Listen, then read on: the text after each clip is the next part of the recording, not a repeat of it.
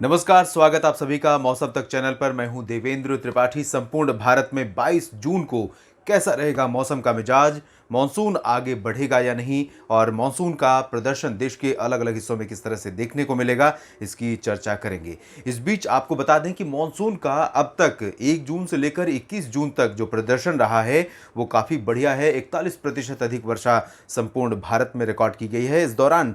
हालांकि अगर हम डिस्ट्रीब्यूशन की बात करें, यानी बारिश के वितरण की बात करें, तो कुछ ज़िले ऐसे रहे हैं जहां पर कम बारिश हुई है या बारिश बिल्कुल भी नहीं हुई है, जिन इलाकों में मानसून पहुंच भी गया है। लेकिन कुछ इलाके ऐसे रहे हैं जहां पर लगातार भीषण बारिश जारी रही है। भारी बारिश वेस्टर्न घाट पर हुई है, पूर्वोत्तर भारत की कई ज़िलों में, कई राज्यों में दर्ज की गई है। पूर्वी भारत में बिहार, झारखंड, गंगेय पश्चिम बंगाल और हिमालयी पश्चिम बंगाल में हुई है। पूर्वी उत्तर प्रदेश में बहुत अधिक वर्षा रिकॉर्ड की गई। ओडिशा, छत्तीसगढ़, मध्य प्रदेश, महाराष्ट्र में भी कई जगहों पर भारी बारिश हुई है। जबकि दक्षिण में तमिलनाडु, आंध्र प्रदेश के रायलसीमा क्षेत्र, आंतरिक कर्नाटक और केरल में मानसून के आने के बाद एक सप्ताह तक काफ़ी अच्छा प्रदर्शन दिखा। उसके बाद मानसून कमज़ोर हुआ था और बारिश की गतिविधियां यहां पर लंबे समय से नहीं हो रही हैं। इस बीच उत्तर भारत के भागों में अभी तक मानसून ने दस्तक नहीं दी है। मानसून की जो नॉर्दर्न लिमिट है, यानी उत्तरी सीमा है, एनएलएम जिसे कहते हैं, नॉर्दर्न लिमिट ऑफ मानसून, वो अभी राजस्थान के बाड़मेर और बीकानेर, धौलपुर से होकर गुजर रही है।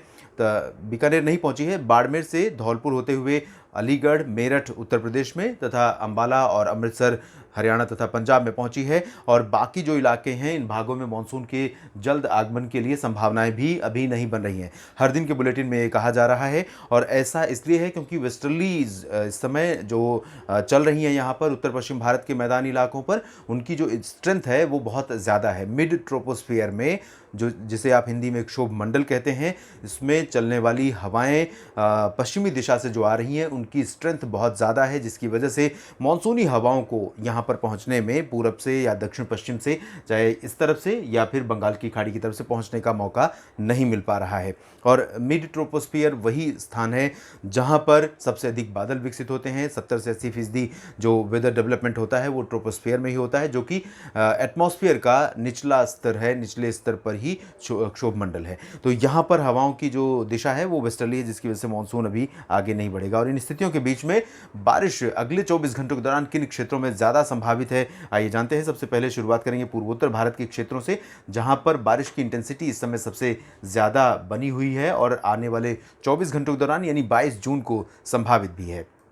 22 जून को पूर्वोत्तर भारत में अरुणाचल प्रदेश में अपेक्षाकृत हल्की से मध्यम वर्षा होगी, जबकि बाकी जो इलाके होंगे, असम, मेघालय, नागालैंड, मणिपुर, मिजोरम और त्रिपुरा, इन सभी क्षेत्रों में कई जगहों पर मध्यम से भारी वर्षा की संभावना है। उप हिमालयी पश्चिम बंगाल, सिक्किम और साथ ही साथ बिहार और गंगेय पश्चिम बंगाल से सटा हुआ जो बॉटल नेक रीजन है पश्चिम बंगाल का, जिसमें एक तरफ बांग्लादेश है तो दूसरी तरफ झारखंड और झारखंड का रीजन है, इन क्षेत्रों में भारी वर्षा हो सकती है। बिहार के जो इलाके भागलपुर से उत्तर और पूरब के हैं, इन क्षेत्रों में कई जगहों पर भारी वर्षा की संभावना है।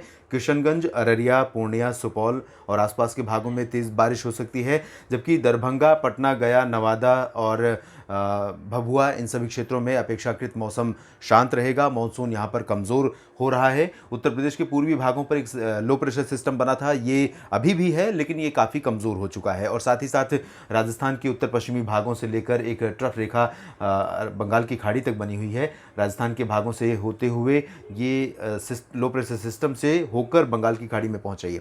लेकिन इस ट्रफ को न तो इसके दक्षिण से मॉइस्चर बहुत ज़्यादा फीडिंग मिल रही है और ना ही उत्तर से जो फीडिंग मिल रही है वो फुट हिल्स पे ही सीमित है। उसका जो स्प्रेड है उन आर्द्र हवाओं का, वो बहुत लंबा नहीं है, जिसकी वजह से धीरे धीरे बारिश की जो गतिविधियां हैं उत्तर भारत के पूर्वी भारत के इन क्षेत्रों में, वो अब कम होने लगी हैं। उत्तर प्रदेश पर भी बारिश में काफ़ी कमी आ जाएगी। उत्तर प्रदेश में आप देख सकते हैं लगभग सभी क्षेत्रों में, पूर्वी क्षेत्रों की बात मैं कर रहा हूँ, जहाँ पर लगातार भारी बारिश से लोग परेशान हो रहे थे। नदियों का जल स्तर बढ़ रहा था, निचले इलाकों में वाटर लॉगिंग होनी शुरू हो गई थी। तो ये जो इलाके हैं, इनमें अब बारिश फिलहाल अगले 3-4 दिनों तक काफ़ी कम होने वाली है। 2-3 दिनों तक तो काफ़ी कम रहेगी, जिसकी वजह से लोगों को यहाँ पर बहुत राहत मिलेगी, क्योंकि इनिशियल डेज़ में, मानसून के शुरुआती दिनों में इतनी अच्छी बारिश लगातार होने की जो आदत है या लोगों की अपेक्षाएं हैं, वो नहीं होती। आमतौर पर इतनी धमाकेदार बारिश या धमाकेदार एंट्री मानसून की नहीं होती है उत्तर प्रदेश के पूर्वी भागों में, लेकिन इस बार हुई है।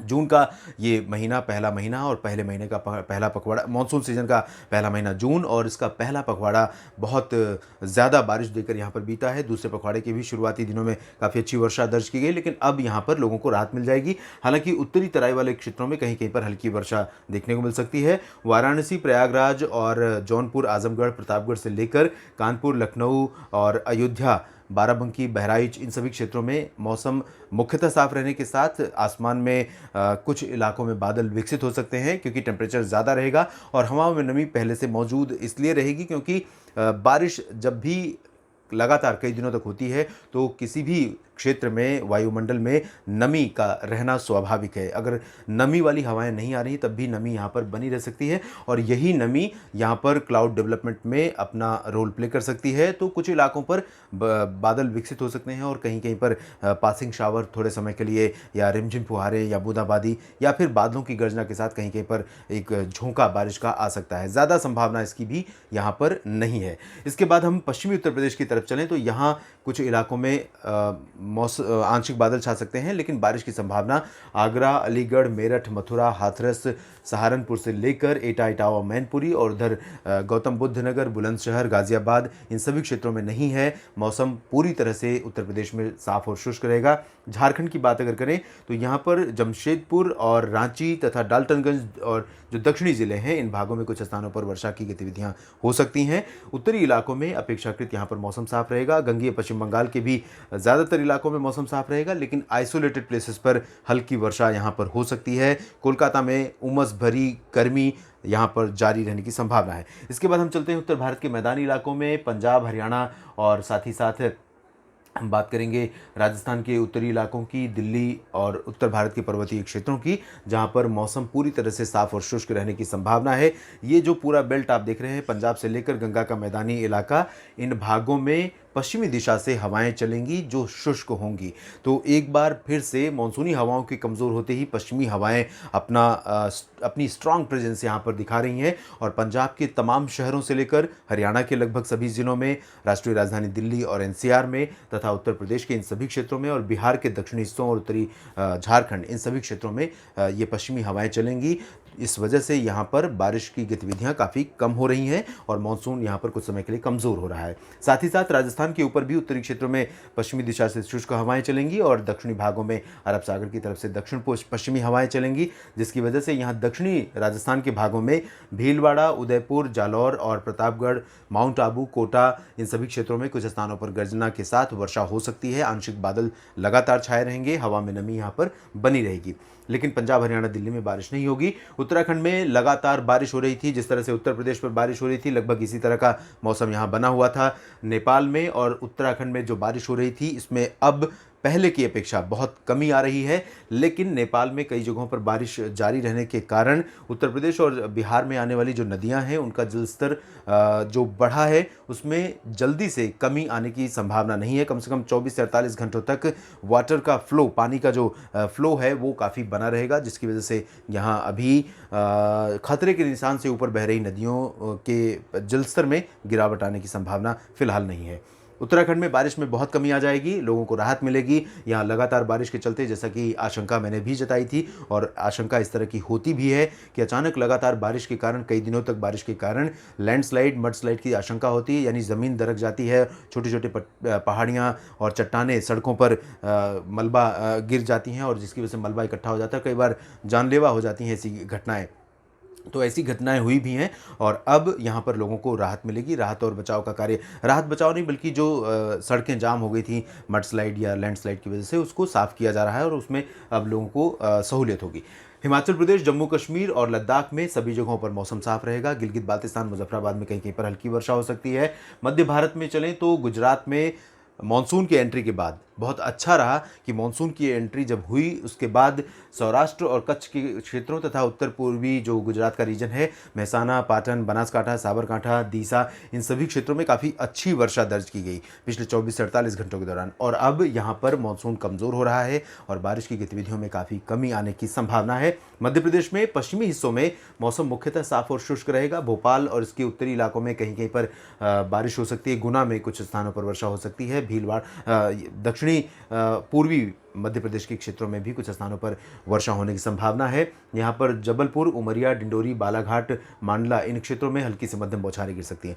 छत्तीसगढ़ में बारिश में कमी आई थी, अब फिर से बारिश बढ़ रही है। यहाँ बिलासपुर से लेकर रायपुर, दुर्ग, दंतेवाड़ा, सुकमा इन सभी क्षेत्रों में वर्षा होने की संभावना है, लेकिन मध्य क्षेत्रों में काफ़ी भारी बारिश हो सकती है। ओडिशा के भी छत्तीसगढ़ से सटे क्षेत्रों में अंदरूनी इलाकों में काफ़ी तेज़ वर्षा की संभावना है। महाराष्ट्र के विदर्भ में भी कुछ स्थानों पर वर्षा शुरू हो सकती है, लेकिन समूचे महाराष्ट्र में बारिश की इंटेंसिटी बहुत कम हो रही है, क्योंकि यहाँ पर ऑफशोर ट्रफ कमज़ोर हो रही है और हवाएं जो पहले सीधी चल रही थी, काफ़ी इंटेंस थी, पश्चिमी दिशा से अरब सागर से मॉइस्चर लेकर यहाँ पर पहुँच रही थी, वो हवाएं अब धीरे से टिल्ट हो रही हैं और कमज़ोर हो रही हैं, जिसकी वजह से यहाँ पर मानसून की जो स्थिति है वर्तमान वो कमज़ोर होती हुई नजर आ रही है और बारिश की गतिविधियाँ यहाँ पर काफ़ी कम हो जाएंगी। मराठवाड़ा, महाराष्ट्र के विदर्भ और मध्य महाराष्ट्र क्षेत्र में लगभग सभी जगहों पर मौसम मुख्यतः साफ रहेगा। कोंकण गोवा में पालघर से लेकर सिंधुदुर्ग तक कुछ स्थानों पर हल्की वर्षा हो सकती है, ज़्यादा बारिश की संभावना नहीं है। मुंबईकर्स को भी काफ़ी सहूलियत मिलेगी बारिश में कमी आने के साथ। गोवा और तटीय कर्नाटक तथा केरल में बारिश जारी रहेगी। केरल में बारिश बढ़ रही है, कई दिनों से केरल में बहुत कम वर्षा हो रही थी, लेकिन अब यहाँ पर इंटेंसिटी बढ़ जाएगी। अनुमान यह है कि केरल में कोचीन में पिछले 24 घंटों में लगभग 25 से 30 मिलीमीटर वर्षा रिकॉर्ड की गई है। त्रिवेंद्रम में भी बारिश हुई है, वारंगल में भी जो वायनाड में भी बारिश हुई है। तो जो उत्तरी ज़िले हैं इनमें इंटेंसिटी ज़्यादा रहेगी, दक्षिणी ज़िलों में कम वर्षा रहेगी, लेकिन बारिश पहले की अपेक्षा यहाँ पर बढ़ रही है। दक्षिणी आंतरिक कर्नाटक में भी कुछ स्थानों पर वर्षा हो सकती है। रायलसीमा और तमिलनाडु के आंतरिक इलाकों में भी कुछ जगहों पर वर्षा होने की संभावना है। मदुरई, तिरुचिरापल्ली और आसपास के तमाम शहरों में यहाँ बारिश देखने को मिल सकती है और तटीय जो तमिलनाडु का क्षेत्र है तथा उत्तरी तटीय आंध्र प्रदेश का क्षेत्र है, तेलंगाना का क्षेत्र है, इन जगहों पर मौसम ज़्यादातर इलाकों में साफ और शुष्क रहेगा, लेकिन आंशिक बादल छाने, उमस भरी हवाएं चलने और गर्मी तो रहेगी ही रहेगी, साथ में कहीं कहीं पर गर्जना के साथ हल्की वर्षा या बूंदाबांदी होने की संभावना बन सकती है।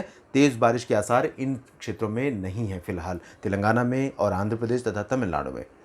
पुदुचेरी में कुछ स्थानों पर वर्षा हो सकती है। लक्षद्वीप और अंडमान व निकोबार द्वीप समूह में हमें अगले 24 से 48 घंटों के दौरान मध्यम से भारी मानसूनी बौछारें देखने को यहां पर मिल सकती हैं। देश भर के मौसम पूर्वानुमान के इस बुलेटिन में अभी इतना ही। आप बने रहिएगा मौसम तक चैनल के साथ। मानसून की चाल आने वाले दिनों में कैसी होगी, आगे कब बढ़ेगा दिल्ली समेत उत्तर भारत के मैदानी इलाकों के बाकी हिस्सों में, और साथ ही साथ मानसून कब रिवाइव होगा, यानी फिर से बारिश देश के ज़्यादातर इलाकों में कब से बढ़ जाएगी, इस पर मेरी नज़र रहेगी और आपको पहले से ही सतर्क करने की कोशिश करूंगा। धन्यवाद।